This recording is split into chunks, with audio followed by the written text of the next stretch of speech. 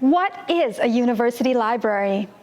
The Oxford English Dictionary defines a library as a place set apart to contain books for reading, study, or reference. There are different kinds of libraries, including public, private, legislative or government, school, and university libraries. While many libraries are physical spaces, they can also be virtual or electronic spaces. And it's a place that can help you develop your research skills and become more knowledgeable. The good news is that we pre-organize the information in order to make it easier to find information quickly.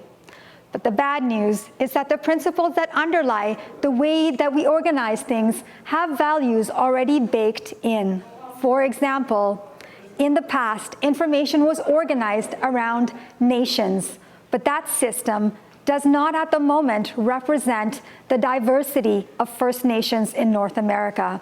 There are important initiatives underway, like the Indigenous Knowledge Organization, which is working to incorporate Indigenous cataloging standards or ways of classifying information into the Library of Congress classification system.